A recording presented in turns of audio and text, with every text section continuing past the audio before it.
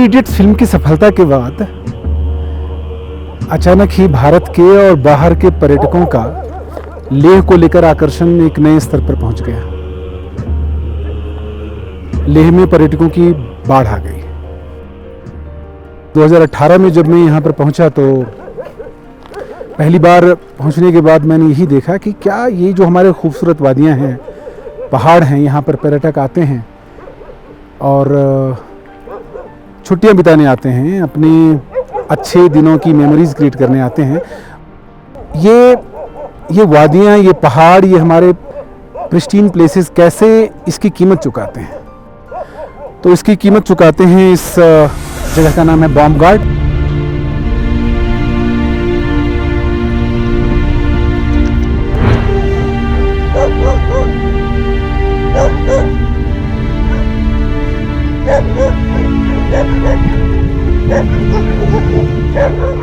नमस्ते, मेरा नाम मनीष पाठक है और मेरी कंपनी का नाम है 3R मैनेजमेंट लिमिटेड।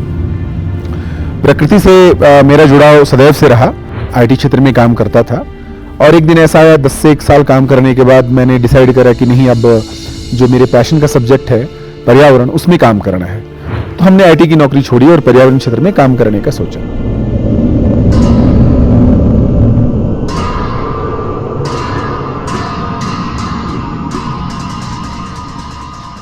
ऊंचे ऊंचे पहाड़, नीला आसमान, बादलों से करीबी और प्रकृति की गोद में जिंदगी। निश्चित रूप से यहाँ पर जिंदगी बहुत सुकून में है।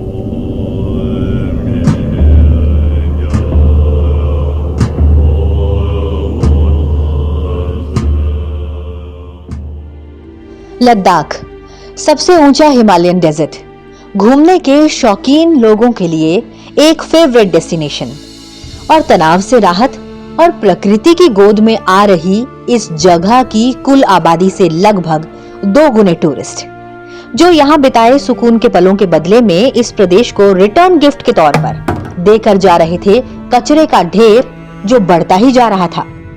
लेकिन जरा सोचिए, ऐसे में बढ़ता हुआ कचरा कितनी बड़ी चुनौती रही होगी।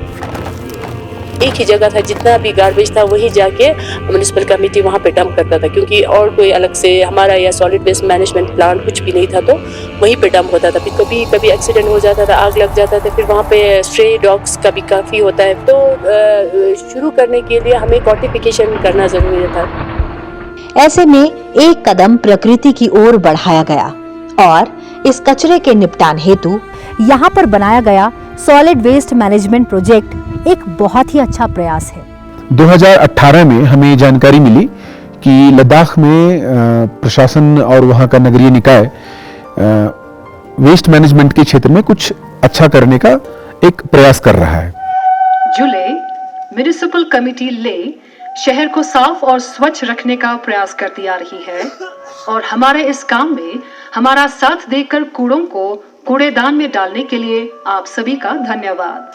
हमने संपर्क किया और जानकारी जुटाई कि क्या करना चाह रहे हैं वो। तो पता चला कि पिछले कई सालों से एक उनकी डिटेल्ड प्रोजेक्ट रिपोर्ट निकली थी, जिसके बेस पर कि एक प्रोजेक्ट यहाँ पर इंटीग्रेटेड सॉलिड वेस्ट मैनेजमेंट का उन्हें लगाना था। तो उसके बाद पहली बार हमारा लद्दाख आना हुआ।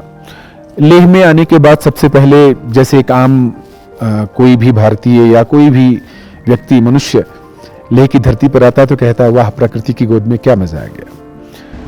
तो यहाँ आने के बाद हमें लगा कि नहीं, ये तो बहुत ही बेहतरीन जगह है। लेकिन जैसे आम पर्यटक आते हैं और सबसे पहले घूमने के लिए आसपास की जगहों में जाते हैं, तो हमने एक दिन आराम करने के बाद हमने जो हमारे यहाँ के टैक्सी वाले थे उनको कहा कि हमें आप जो कूड़ा फेंकने की जगह है ले चलो वहाँ पर। बॉम्ब-गार्ड एक जगह है यहाँ जहाँ पर कि कूड़ा वर्षों से फेंक रहे थे वो। हमने थोड़ी सी जानकारी जुटाई तो पता चला कि देसी विदेशी मीडिया में उसके बारे में कई बार लिखा गया कि दुनिया की सबसे ऊंचाई पे बना हुआ ओपन लैंडफिल लेह में है, भारत में। तो वही मन को चुभता था।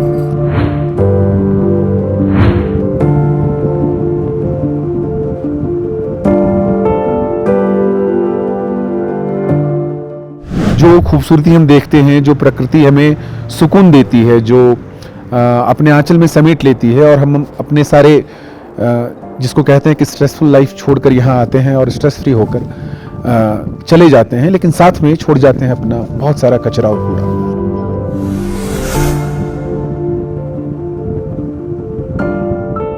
आपस में मिलना जुलना हुआ, हमें पता चला कि एक पिछले करीब 10 साल से वो प्रयास कर रहे हैं यहाँ पर एक प्रोजेक्ट लगाने का। निश्चित रूप से दुरूह जगह होने के कारण जो सामान्य तौर पर वेस्ट में काम करते हैं उनके लिए कोई चॉइस की जगह नहीं थी, उनके लिए बहुत फायदे का प्रोजेक्ट नहीं था ये। पर्यावरण के लिए काम करना हमारे लिए पैशन का विषय रहा कि ये अच्छा लगता है इसलिए हम करते हैं। तो हमने कहा कि हम इसे करेंगे। जिस समय हमें ये कॉन्ट्रैक्ट मिला, ये प्रोजेक्ट हमें अवार्ड हुआ, उस समय ये जम्मू कश्मीर राज्य था। तो प्रोजेक्ट हमें मिला और प्रोजेक्ट मिलने के बाद हमने ये तय करा था प्रशासन के साथ मिलकर कि हम इसे एक जीरो लैंडफिल प्रोजेक्ट के रूप में डेवलप करेंगे। इसकी जो स्थिति है इस जगह की, लद्दाख की, यहाँ से कोई भी सामान अगर हम नीचे तराई में जहाँ पर किसका यूज हो सके भेजना चाहेंगे, ट्रांसपोर्टेशन की कॉस्ट इतनी ज़्यादा है कि वो इकोनॉमिकली वायबल नहीं रहने देती है। तो हमारे पास दो चीज़ों के चैलेंज था। इस प्रोजेक्ट के सारी चीज़ों को इंजीनियर करना, सॉल्यूशन इंजीनियरिंग का एक बड़ा एस्पेक्ट था कि हम जो यहाँ ग्लास आता है फॉर एग्जाम्पल, अब कांच को बड़े आसानी से दिल्ली हो, मुंबई हो, कोई छोटा जगह हो, बड़ी जगह हो, वहाँ पर हम ग्लास को, बॉटल्स को जो निकलती हैं उसको सीधे उठाकर हम रिसाइकलर के यहाँ भेज देते हैं। यहाँ से भेजना बहुत मुश्किल है क्योंकि उसकी इकोनॉमिक वैल्यू उतनी नहीं होती। हमने यहाँ पर सोचा कि यहाँ हम एक ग्लास को वापस सिलिका यानी सैंड में बदलने की मशीन लगानी पड़ेगी। वो मशीनें आमतौर पर मिलती नहीं, तो हमने वो खुद से डेवलप करवाई। तो ऐसे कई सारे काम हमने इस प्रोजेक्ट में यहाँ पर किए। जिस समय हमें प्रोजेक्ट मिला, ये जम्मू कश्मीर राज्य था, उसी के ठीक 1 वर्ष बाद ये जम्मू कश्मीर और यूटी अलग अलग हो गए। लेकिन यूटी बनने के बाद हमने देखा कि ये एक बहुत तेज गति से यहाँ पर काम का विस्तार हुआ। जो सहयोगात्मक था, बैठकर बात करने की थी, वो बढ़ गई। ये प्रोजेक्ट जब हम बना करके लगभग कंप्लीट करने वाले थे, तो उस समय हमें पता चला कि ये दुनिया की सबसे ऊंचाई पर बना हुआ integrated solid waste management project है। अब जब मैं इंटीग्रेटेड सॉलिड वेस्ट मैनेजमेंट कहता हूं, तो यहां पर जो कूड़ा आता है, यहां पर से गीला कूड़ा कंपोस्ट में बदलता है। अब जहां पर तापमान माइनस में रहता हो, वहां कंपोस्ट में बदलना अपने आप में एक बहुत बड़ी बात है। हमने उसके लिए यहां पर ग्रीन हाउस कंपोस्ट चैम्बर बनवाए ताकि उसमें कंपोस्ट में बदल सके। हमने बायो एंजाइम्स का प्रयोग किया और वो हमने कंपोस्ट यहां पर बनाया जो कि सारे एफसीओ स्टैंडर्ड्स को पूरा करता है।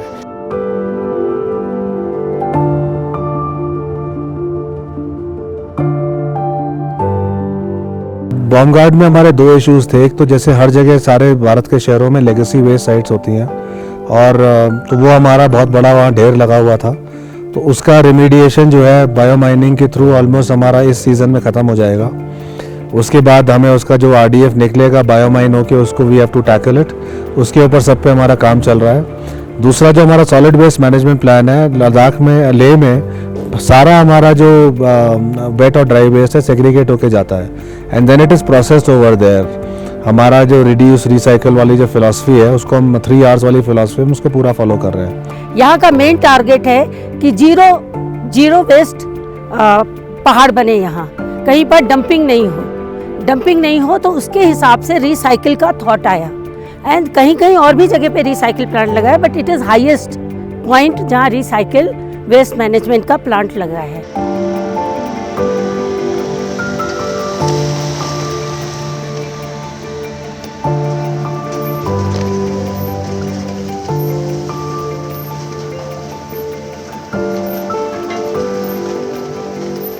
MLP जो आता है मल्टीरेल प्लास्टिक, उसके लिए थ्रेडिंग करके रोड के साथ BRO के लोग यूज कर सकें या कोई रोड बनाने की एजेंसी यूज कर सके, उसके लिए मशीनें लगी।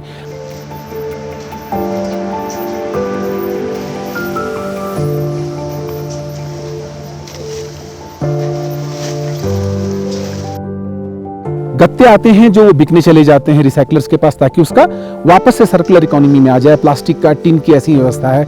जो छोटे मोटे पेपर आ जाते थे जिसको कि रिसाइकल करने के लिए भेजना मुश्किल था, उसके लिए हमने एक इंजीनियर करके यहाँ पर मशीन लगाई जो ब्रिक बनाती है उनका।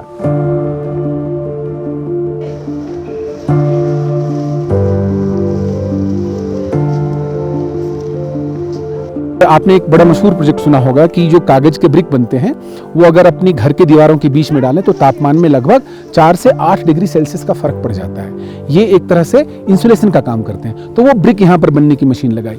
तो ये पूरा का पूरा प्रोजेक्ट यहाँ की जरूरतों के हिसाब से डिजाइन किया गया।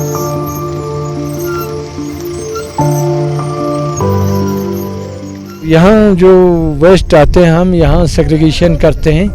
पहले तो गाड़ी सब हमारा वेट होते हैं वेविंग मशीन पे, तो उस पर वेट होने के बाद फिर हम अनलोड करते हैं। अनलोड करने के बाद फिर हम वेट करते हैं। वेट करने के बाद कितना टन कूड़ा आ रहा है उसका फिर हम कैलकुलेशन करके उसका फाइनल वो निकल देते हैं।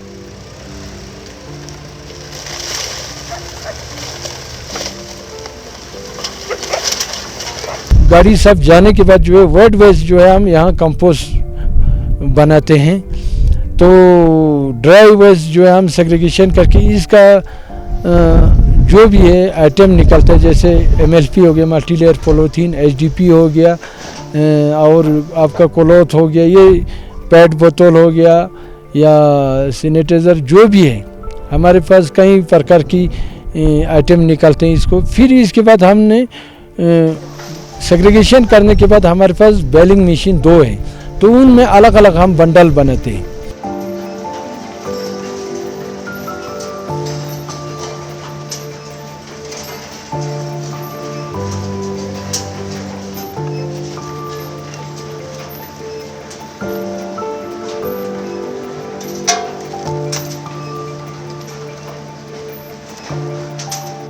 सेग्रीगेशन करके हम लोग अलग अलग करते हैं मैडम, गत्ता अलग, प्लास्टिक अलग, बोतल अलग, हम सब फ्रेश करते हैं मैडम जी। हम बहुत अच्छा लगता है मैडम जी। जब से हम लोग कोविड-19 था तब से हम लोग आए मैडम, 4 साल हो गया हमें यहाँ काम करके। हम लोग को गंदा नहीं लगता है कि हम लोग को जैसे भगवान की वजह से हम लोग को बीमार भी नहीं होता है, कुछ भी नहीं होता है। हम लोग काम अच्छा लगता है, काम करने में कुछ भी गलत नहीं होता है, छोटा बड़ा कुछ भी नहीं होता है मैडम जी। ये काम अच्छा लगता है मैडम। अभी हमारे जो सेल होते हैं कि इसका हम टेंडर निकलते हैं कि जो इंडस्ट्री वाले आते हैं उनसे टेंडर करके फिर उनको जो है एग्रीमेंट होता है हमारा, 1 साल 2 साल का एग्रीमेंट होता है। फिर उसके बाद रेट फिक्स होता है। रेट फिक्स होने के बाद हम उनको सामान देते हैं। फिर हमारे सॉलिड वेस्ट मैनेजमेंट MC की जो अकाउंट है उसमें ये पैसा जमा होते हैं। तो अभी हमारे पास पेट बोतल आते हैं, पेट बोतल का भी हमने रेट बना रखा है। ये रिसाइकलिंग के लिए जा रहा है अभी जम्मू। तो जो क्लॉथ है हमारा ये जा रहा है पानीपत हरियाणा में जा रहा है कि रिसाइकलिंग के लिए। और जो हमारा ये कार्डबोर्ड वगैरह है ये जाते हैं जम्मू। जम्मू में फिर इसका रोल बना के फिर नया कार्डबोर्ड बन जाता है। डिस्पोजल गिलास वगैरह अभी लद्दाख में टोटली बंद हो चुका है। यहाँ भी पॉलीथीन बिल्कुल ही बंद हो चुका है। जो पैकिंग आता है, जो पैकिंग वाला आता है वही ज़्यादातर आते हैं। बाकी लद्दाख में आप कहीं सिटी में घूमे आपको पॉलीथीन देखने को नहीं मिलेगा। मैं चाहता हूं कि यहाँ पर ना तो DG सेट का उपयोग हो और ना ही हम बिजली लाएं, क्योंकि बिजली अगर हम ला रहे हैं तो उसके लिए संसाधन खर्च हो रहे हैं कहीं ना कहीं पर से। क्यों ना हम इसको सोलर से चलाएं। तो लद्दाख में 7 से 9 घंटे का हमें सोलर आउटले मिलता है। तो प्रशासन की जो विलिंगनेस थी काम करने की, तुरंत उन्होंने कहा कि सोलर का कितना बजट होगा। और आज आप दूसरा रिकॉर्ड इसका ये है कि ये integrated solid waste management plant पूरी तरह से 100% रिन्यूएबल एनर्जी पर चलता है। तो it's a very unique experiment, हर जगह इसको अप्रिसिएशन मिला है। Similar thing is going to be replicated in Kargil. उसका ब्यूटी ये भी है कि दैट इज़ सोलर ऑपरेटेड, आपको कोई एक्स्ट्रा एनर्जी नहीं चाहिए होती है। तो वो सुनने की वजह से हमारी भी उत्सुकता जगी कि मैं जाके विजिट करूं।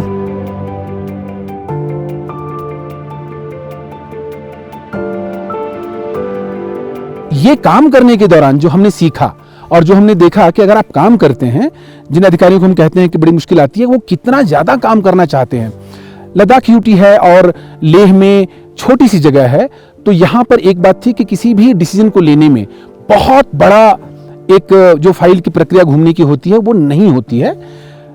फिर भी इस प्रोजेक्ट को देखना पड़ा, क्योंकि ये प्रोजेक्ट काफी लंबे समय से 10 साल से वो सोच रहे थे लगाना है, कई डिपार्टमेंट उसमें शामिल हो गए थे, तो वो रही बातें। लेकिन उसके बाद भी एज एजेंसी हम इसको पूरा कर पाए, उसके पीछे एक बड़ा कारण ये भी था कि हमने कभी इसको फायदे की नजर से देखा नहीं। हमारा फायदा इतना था कि इस जो एक प्रकृति का एक कह सकते हैं कि एक बेहतरीन सा एक गिफ्ट है, एक हमारे लिए उपहार है, उसके खूबसूरती को बरकरार रखने के लिए, प्रकृति की उस मनमोहकता को बरकरार रखने में हमारा भी थोड़ा योगदान है।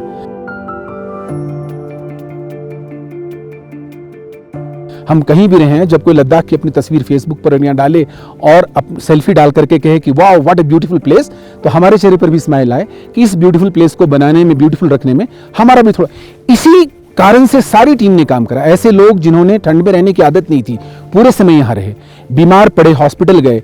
हमारा एक इंजीनियर है, उसकी गवर्नमेंट जॉब लगी, उसने कहा नहीं सर, हम जो यहाँ पर्पसफुल काम कर रहे हैं, जो पीपल पाथ पर्पस की बात करते हैं, तो this is purposeful job we are doing, तो मैं नहीं करूंगा, मैं यही करूंगा काम।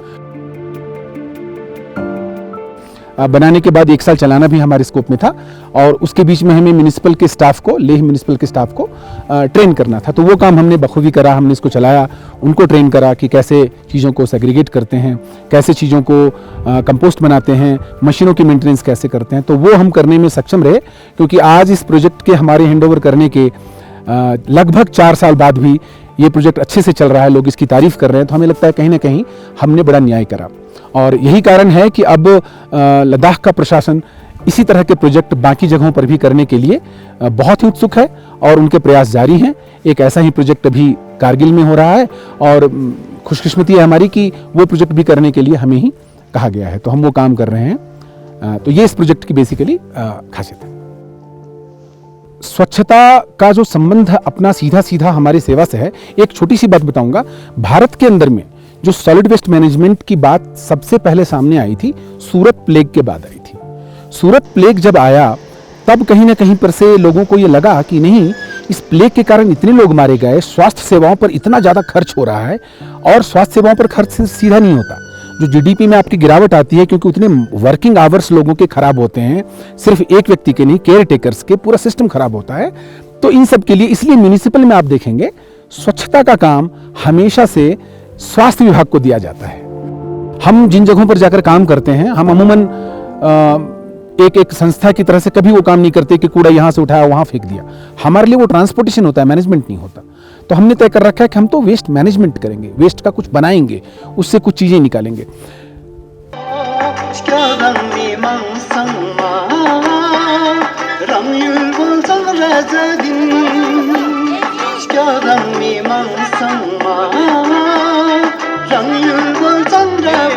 आप लोग इतना बड़ा काम कर रहे हो, लद्दाख को, इस पूरे प्रदेश को साफ सुथरा कर रहे हो, और दुनिया के सबसे ऊंचे वेस्ट मैनेजमेंट प्रोजेक्ट में काम कर रहे हो। पहले तो आप क्या बताना चाहोगे? मैं ये बताना चाहता हूँ कि कचरा में बहुत गंदा आता है हम लोग को, जैसे कि अभी मेडिकल का सामान हो गया और गंदा हो गया, ये सब मिक्स करके लाता है।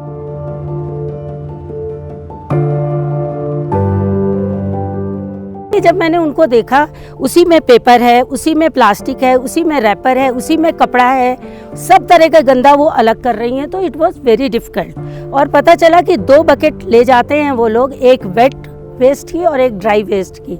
वहीं पर मैंने उनको तुरंत ही बोल दिया था कि अब आपसे कम से कम 4 वेस्ट ले जाइए। ड्राई को 3 कैटेगरी में बांट दिया गया, एक प्लास्टिक और रैपर का, मतलब anything connected with plastic, bottles और रैपर्स, एंड सेकेंड पेपर से connected, because paper can go for recycling straight way, and third जो था वो ड्राई वेस्ट में हैजार्डस वेस्ट है, जो हम उसको अलग से निकाल सकते हैं, लाइक थर्मोकोल है, कॉटन है, वो सब चीज़ें एकदम अलग से जाती हैं। उसके अलावा ई वेस्ट का एक अलग से है जिसको they collect once in a week, e waste and medical waste. जुले निजागुनी खिमसागुन गरलेबा माफांगा खिमसे नो देनांगा साचेसला तुगजेचे म्युनिसिपल कमिटी ता खिमसागुन सोसवा फेस्ते खेचेजिन ngaje tipar jangkui nanga thuchus kampo yangna sotme roto nang khaji lakma guntang सबका सब सफाई का चढ़ा अलग, गधा अलग करता है, सब सफाई करता है, फिर 8 बजे आता है, सुबह शाम को 4 बजे छुट्टी करते हैं।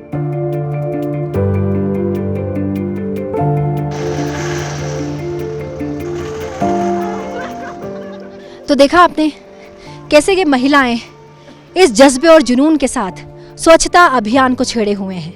बस हमारा और आपका एक फर्ज है कि जब भी इस खूबसूरत प्रदेश में आए, इस प्रकृति के बीच आए, तो यहाँ पर गंदगी ना फैलाएं, क्योंकि ये हमारे और आपके हाथ में है। इस प्रदेश की सुरक्षा, यहाँ की स्वच्छता। टूरिस्ट यहाँ आते हैं, लेकिन ये भूल जाते हैं कि ये प्रकृति की गोद में बसा हुआ प्रदेश प्रकृति की खूबसूरती के लिए जाना जाता है। और गंदगी से बचाना, स्वच्छता लाना और इन हाथों के बारे में सोचना ये हमारी और आपकी जिम्मेदारी है।